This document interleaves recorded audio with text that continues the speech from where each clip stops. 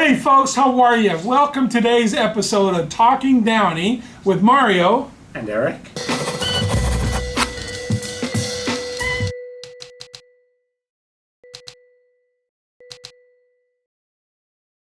And again, welcome. I'm Mario Guerra, the two-time former mayor of the great city of Downey, and I'm here with my co-host Eric Pierce, the editor of the Downey Patriot and the Norwalk Patriot. I always like to give some love. There is a Norwalk Patriot. There is a Norwalk Patriot. Not a lot of people know that. Yeah, so there's some. So I want to make sure we give you love on that. So, anyways, Eric and I always like to talk about Downey. We both live here. We both love this passion. We're both passionate about this community.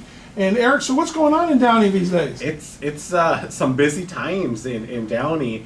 It's funny because it's not funny, but it's the dead middle of summer. Usually there's not much going on, but there's a lot going on in Downey right now. Yeah. And today we wanted to talk about Downey City Council. They recently approved a $25 minimum wage for eligible healthcare workers within the city of Downey. We chatted a little bit. I know that you have some opinions, also some questions, as do I. So let's talk about. I want to hear your thoughts on it. I can't believe that they did this without an impact report. I can't believe that they did this on a rush basis. I cannot believe that the council would be so irresponsible to not talk to the healthcare employers and see what the ramifications would be. It's unbelievable to me. It was a 4-0 vote, and all they could talk about was either put it on the ballot or voting on it right now. Should we get an impact study and so forth? And because I watched the video of that section of it, and bottom line, like, well, the other cities aren't, we're not sure what the results would be. It's crazy. It's absolutely crazy that we as a medical hub in the city of Downey could do something like this. And this is making it $25 an hour for healthcare workers. Mm-hmm. But here's the key. Some of the people that came up there, some of the union employees and the nurses and some of the doctors and LVNs, and we all appreciate it. We all love healthcare workers, especially of the pandemic. We know what they did. This wouldn't impact them one bit because they're already making over $25 an hour. So, ideology, it's bad that government meddles in the private sector. I mean, what's next? Restaurant workers? What if the cities just said, these 4 same council members, let's make that $25 an hour? How about retailers? Mm-hmm. So it doesn't make any sense. They don't know what the ramifications, so they just shot blind because they wanted to appease the union. Mm-hmm. And I mean, Don LaPlante said that. He says, because of, the union, the hospital sent me this to making sure at home I changed my mind. I've always been a union person. I'm going to vote for the union.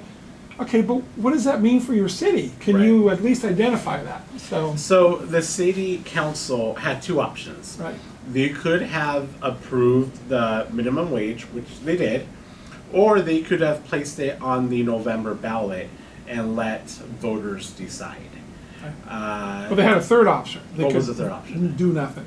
Do nothing. Yeah. They could have done nothing. They could have done nothing because there's only, there's 88 cities in LA County, and there's only been 7 of them that are quote unquote doing something about this or looking into it. LA passed it the other day without an impact study. Right. Long Beach is going to pass it. They're saying we're going to do what the union says, and that's how we don't care. You got Baldwin Park, didn't act on it. That was one of the cities that was being targeted by the union. Culver City still has not acted on it. Duarte was actually going to be voting on it. They haven't acted on it yet. Inglewood and Monterey Park saying we're doing an impact study to see how it impacts our community. So that's what makes sense. So they had a choice of 3 and they picked, let's just do it. Okay. What's interesting to me is making this decision without knowing how your decision could impact your community, your city. Downey over the past 10, 15 years has really become a medical hub, like you said, with Kaiser, PIH, Rancho, and all the other affiliated healthcare facilities that provide those support services. And so there's I don't know how many healthcare workers are there in Downey. We have over 1,000 doctors. So obviously with doctors, you have their office staff and you have other people Right. and nurses in their office and so forth. So, but again, that's what's crazy, you're right, they don't know. And they wouldn't wait to get an impact study. So let me tell you this, so I'm looking to open up a clinic, okay? So I'm looking around here in this area, I was thinking of Downey. Why would I do it in Downey when I can go next door and do it in Cerritos? I can do it in Whittier, I can do it in these other cities and not pay my receptionist. And again, this sounds terrible, you guys, we want everybody to make a lot of money. I just, I just don't like being told. But Your argument is more on principle. On principle. On having the Well, government tell you sure. how much, as a Well, private business, what you have to pay. well, it's also, economics 101. So why would you open that clinic here when you can go to one of these other cities? So this isn't gonna get more jobs, this is gonna take away jobs. And in the future, when your leases come up and you have a clinic here, or you're a healthcare facility, and it's interesting, it only impacts Kaiser and PIH. Rancho is quote unquote a public because it belongs to Sure. the county, right? So it didn't impact Rancho, which kind of is a little hypocritical too. If it impacts one, it impacts everybody. Well, that was one of the arguments against, because there were people who spoke out against this, and that was one of their arguments, is that this new ordinance discriminates against other employees. And the funny part, like, if we had that economic impact report, maybe we would know how many people specifically are being excluded Right. and how many people are being included.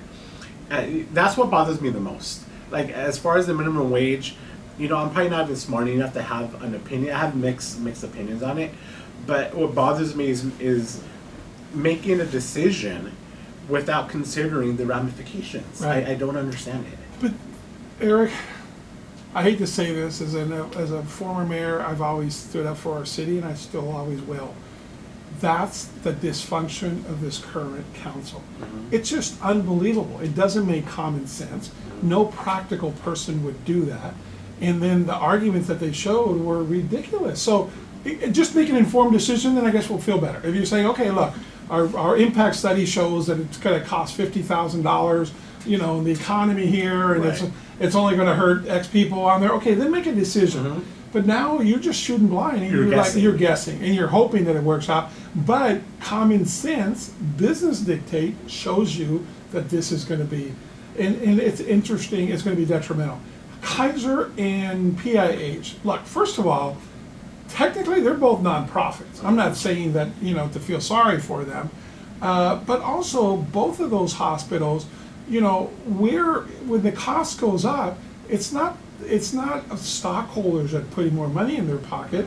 It's basically the hospital is going back into, better facilities, better healthcare, and so forth. Right. So the thing that worries me is the cost of healthcare will continue to go up. We want everybody to make a lot of money. But think about it this way, you're giving a 40% raise to some workers, 40% raise. So the orderly, the janitor there, somebody else, and again, God bless them, I'm not, I mean, it's hard because I'm gonna sound cold because of that. So I want everybody to make it, but you can't tell somebody you need to pay 40% more than what you're currently paying, and you can't charge your customers anymore, or you should. Right. I don't get it. I Right. don't understand that. I mean, theoretically, other industries can come now before the city council and demand the same thing. Sure. I mean, like you said earlier, grocery store workers and restaurant workers, and there's so many other segments of the community that have to work during the pandemic. Right. And I have to work, and I've been lucky enough to be able to work from home Sure. and work remote. Sure. But it's not really the point. The point is, like, where do you draw the line? Well, according to this council, it's on healthcare workers without information to know it. So I'm disappointed. I guess I expected better, and it keeps getting worse and worse. So Is there any? So what happens now? Because I know in Los Angeles, they were the first city to do this. Right. But now I think there's a referendum. They're trying to create a referendum to maybe get this reversed. Do you know anything about that? Well, here, I mean, you got to remember, you have the unions have been coming to door in our city trying to get the petition signed to put it on the ballot. They've been doing that for months. We've known that. They came to my house And I'm like, well, I'm all for healthcare workers, and they actually shame me. Well, if you don't sign this, then you don't care about your fellow human being. And then I got a little bit perturbed on there and thought, I care about my fellow human beings, and I care about health workers. I just want to see what you're saying on your ballot. They wouldn't show me the little thing, which is illegal. So there's a big organized effort. Why do you think it's only these cities? Why isn't it all 88 cities? Why didn't they put a county-wide amendment on there? So because they couldn't get the signatures overall, so they picked and choose which cities and so forth. So the problem is, like, to answer your question directly, it takes money to do that. It takes effort. So you and I are upset that the city did this, but what's the concentrated effort against it? Do you and I want to put our money up against it? Probably not, because we haven't seen the impact. Right. And that's the thing. I'm upset. I'm upset that they did this without the information, without basic information on what this is going to cost us as a community, as a city. The most basic information. I mean, what's the rush in doing this?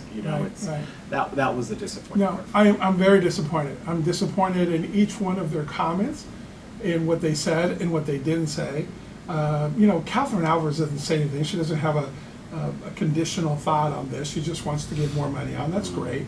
But I expected more for Block and Pacheco. And it was ironic that the very next day, and I think that's a coincidence, but the very next day after the vote, the union that proposed this all of a sudden endorsed her for assembly. I mean, they probably would have done that anyways, and I think that's why she had to push it. But come on, but the timing. It's not good luck. No, the very next day. It's political. It's a little bit slimy. It makes it sound like you sold out on there. Councilman Trujillo even brought up the fact that, hey, shouldn't we get an impact study? And then he kind of went there and went to it and then came back.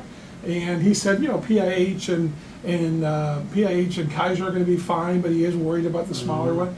Okay, well, how's that going to impact? Oh, you don't know. We have no idea. You have no idea. Yeah. And then Donald LaPlante was like, that was just crazy. Yeah. It's like, you're just going to go flatly do what the union does. Why not do an impact study? Okay, you're only on the council for a couple months. Don't mess it up. And you were one vote of messing things up potentially. So anyway, now that I've criticized all four, and then Claudia Fermena did not participate because she works for Kaiser, so she wasn't even in the room. So we want to make sure our listeners know about that. So. Interesting. Any final thoughts before we wrap this up? No, the city continues on spiraling out of control.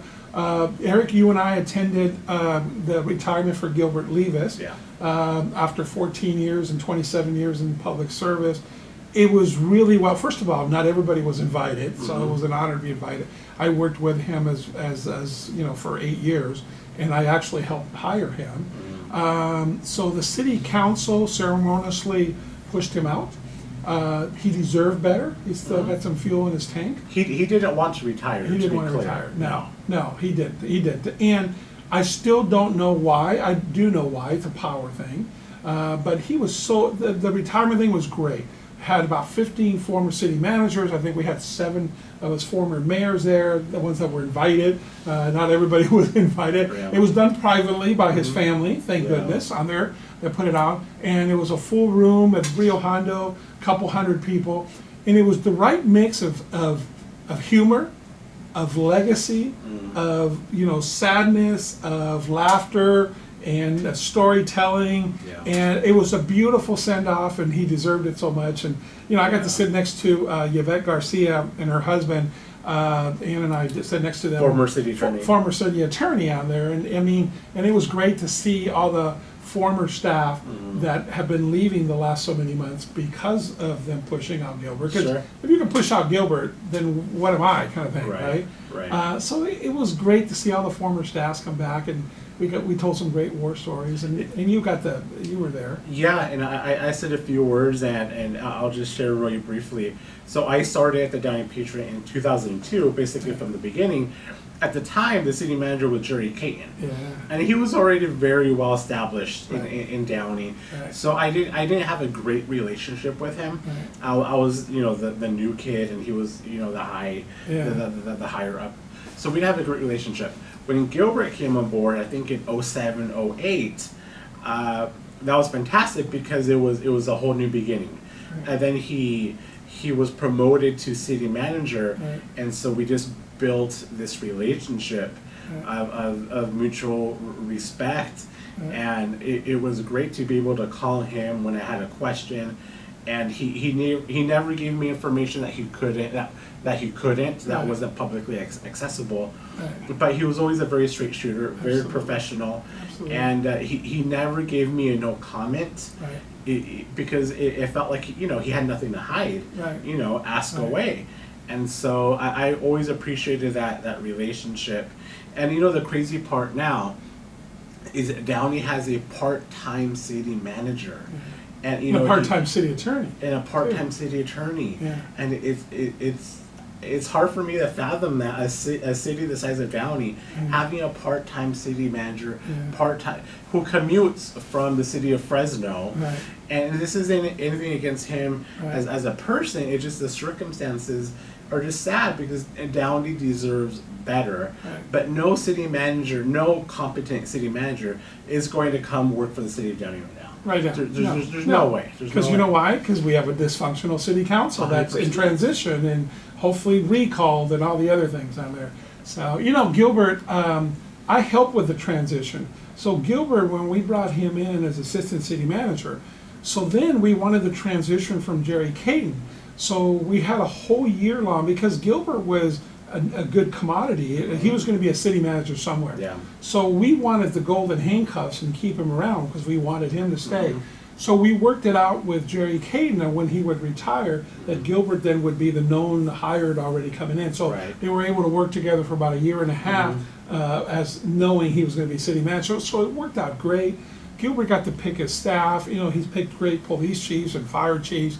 So I was proud to be one of the ones that voted. I'm glad that you mentioned it, because Gilbert brought in a really good team. Yeah. He brought in Brian Psyche, Arlene Salazar, Yeah. Shannon DeLong. Right. All three went on to become city managers in other cities. Right. Right. And it shows the quality of staff that we had here Right. in the city of Downey. Right. And we just don't have that anymore. Well, we've lost 6 top people. We have 2 more in the last week, and we have a couple more coming up.